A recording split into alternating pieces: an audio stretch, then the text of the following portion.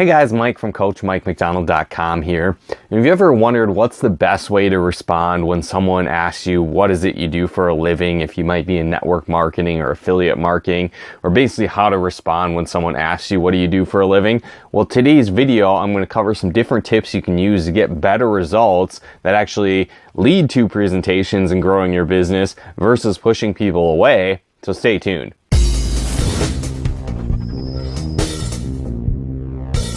Now, one thing that I find a lot of people make the mistake of when they're building their network marketing business or their home business and they're, prospecting people out and about is that when it comes to the point of people asking them, what do they do for a living or what is it you do for a living? They're kind of like a deer in the headlights, right? They're like, I don't know. And, they come up with all kinds of crazy responses, and more often than not, it actually ends up pushing people away rather than attracting people to them. So one common thing that I find that people make the mistake of is, number one, they try and be super over the top, super grandiose, super weird, right, with their response. And, one key foundation to building a successful home business and network marketing is basically that you don't want to be weird, right? But I find people do this all the time, and they're like, oh, well, I transform lives and create freedom and, abundance and wealth in people's lives. And it's just super weird, right? Or they're like, go on this rant about how amazing and transformational their products are, and it's just super weird, right? And so that's not what you want to do when someone asks you, what is it you do for a living, right? So there's that end of the spectrum where they're way too over the top, they're way out there, or again, they give away way too much, right? And, a lot of times I'll ask people, what is it you do for a living? And I talk to a lot of home business owners and network marketers, and, they write like a novel, back to me, or a response. It's 30 pages long. It's got link after link. It's talking about everything that they do, right? And it's just way too much. And it's like, whoa, settle down, right? Or, maybe they just send me like their website link, and it's like, cool, are you just trying to kill the conversation, right? It's like, do you think I'm just going to magically go to your site and just be overwhelmed, amazed, and just buy your product? Like, that doesn't work, right? So if you're doing that, definitely don't, right? You want to build curiosity when people ask, what is it you do for a living, right? And so a lot of times too, what people do is they kind of just jump into robot mode, right? Or they say like, I'm a network marketer, or I'm an affiliate marketer, or I'm a network marketing professional, or again, maybe they drop like their company's tagline, right? And so I find that a lot with people that I work with in my company. I find that they say just the company tagline, and that's what they do for a living. And it's like, okay, cool. If I'm in the industry, that 100% eliminates all curiosity because I know what you do, right? And so you want to build curiosity and get people wanting to learn more about what you do is the whole point of responding correctly when someone asks, what is it you do for a living? Or, your best answer that you want to respond with to what is it you do for a living, right? And so, things like, I'm a network marketer, or just one word answers push people away, or at least they don't generate curiosity, right? So, think about when you typically ask someone what they do for a living. I'm a teacher, I'm a nurse, I'm a bartender, whatever the case might be, right? That doesn't pull people in.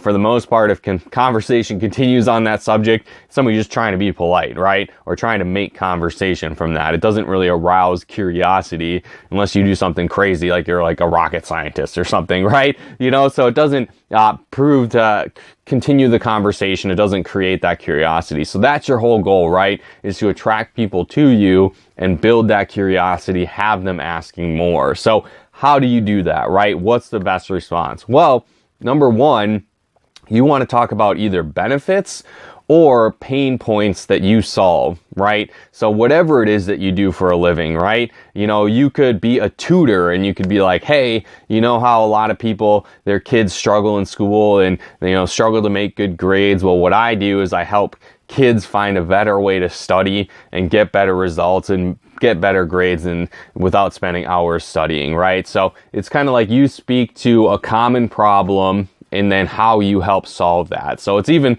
a great outline you can use. There's a couple of them. So you could be like, I help people do blank without blank, right? So, maybe you're in health and fitness, you have that kind of business, or you sell nutrition supplements or weight loss. You can be like, I help people lose weight faster without spending hours in the gym or dieting all the time.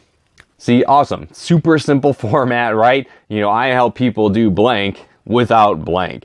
And then that's attractive. That builds curiosity, because if you told that to someone and they struggled with losing weight or they wanted to lose weight, that at least piques curiosity, right? They're like, well, how do you do that? How do you lose weight without spending hours in the gym? Because it's a common problem, right? Or maybe they have tried to lose weight and you've told, they've spent hours in the gym and aren't where they want to be. So like, wow, is there another option? I thought that was the only way, right? I thought you could only lose weight by dieting or spending hours in the gym. Tell me more about what you do, right? Because that creates curiosity. That pulls people in rather than pushing them away. I have this amazing weight loss product. Have you heard of it? That's another super annoying one that I run into all the time, is people say their company name and they're like, have you heard of it? It's like, cool. Okay, cool. Yeah, no, I haven't. Okay, great. Now I'm ready to get pitched. That's not what people want, right? So that's a terrible question to ask. Have you heard of it? Because again, you might think that people will say no, and then you can talk about how amazing it is. Or somebody might be like, yeah, I have heard of it. Is that scam thing? Or is that company that has terrible products? Or I can't believe you joined that company. What a scam. What a crock, right? Whatever the case might be. So you might think that you're going to get the answer you want, but often you actually really don't. Or again, it just kind of annoys people because they know that you're in pitch mode versus trying to help them. So again, I help people do blank without blank is one thing. Another great format that you could use is you speak again to pain points. So you could be like, how a lot of people struggle with blank? Well, what I do is solve that, right? So how blank, I do blank, right? So how a lot of people are looking to, create a safety net around retirement with how the economy is. Well, what I do is I help people build a second stream of income around what they're doing without having to get a second job. Right? So again, that could pique curiosity, right? So somebody that has that problem, they're worried about planning for retirement, and you're like, hey, I have a solution for that, without doing what you probably don't want to, right? You probably don't want to get a second job. So I show people how to make extra money without doing that, right? So it's kind of the same format, right? But you're speaking to pain points, you're speaking to benefits, and that's going to actually attract people to you rather than repel them, or again, having you come off in like pitch mode, right? And again, you could really do this for any business that you have, right? It might be network marketing, it might be a traditional business, right? Maybe you sell cars, so instead of being like, I'm a car salesman or I sell cars, you could be like, I help people find the car of their dreams at a better price that they can get anywhere else. That could be attractive, right? That creates curiosity. Oh, well, how do you do that? Tell me more about that. That sounds interesting, right? I want to learn that. So again, think about that when you're talking about your business. Stop coming in pitch mode. Stop being bland. Stop being boring. Stop giving away the farm, right? Your goal is to build curiosity as your best form of an answer to what is it you do for a living. And again, don't worry about trying to convince everyone. That's not your job. Your job isn't to convince people to join your business. You're just to see if they're open. And this is a great way to see if they're open, because you talk about specific pain points or problems that you can solve, that you can help with, versus just telling people how amazing your business is and then being over the top and being weird and being pushy. So again, implement that when people ask you, what is it you do for a living? Now, another thing that a lot of people I find run into if they're in network marketing or affiliate marketing and they're promoting some kind of business is that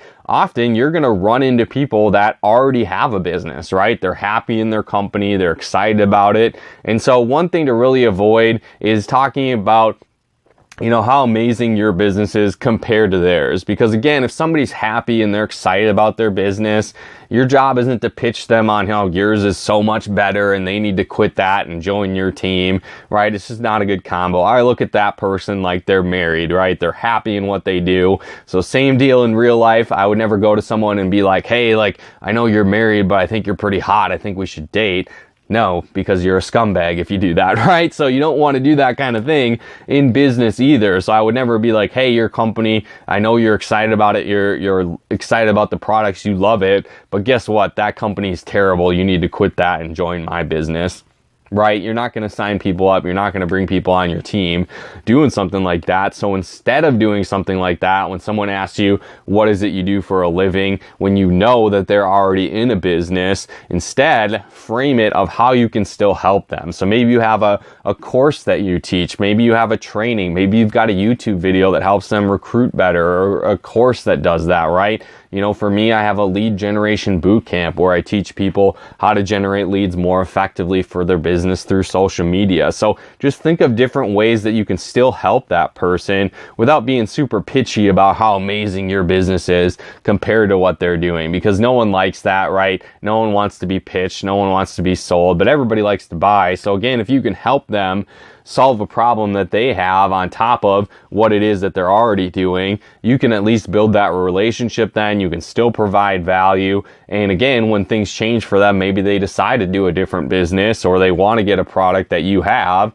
you know, who's the first person you think they're going to come to you? It's obviously you, right? Versus just some random person. So again, guys, hopefully you got some benefit and value out of this video. If you did, feel free to comment and share, and be sure to subscribe to my channel as well if you haven't yet, to get even more tips and training to help you grow a profitable business from home. And then also, I mentioned a little bit earlier, but if you are struggling in your business, you're looking to generate more leads, or maybe you just want to take your business to the next level on social media, definitely check out my free lead generation bootcamp. There's actually a link below this video, or you can head to coachmikemcdonald.com/5-day coaching. Again, that's coachmikemcdonald.com/5-day coaching. Again, there's a link below this video as well, but you're going to get 5 days worth of virtual coaching from me, teaching you how to generate more leads, grow your business effectively on social media, attract people to you rather than repelling them, kind of what this whole video is about, right? So if you'd like to join that, click on the link below this video, or again, head to coachmikemcdonald.com/5-day coaching. But once again, thanks for tuning in, and we'll talk to you more soon.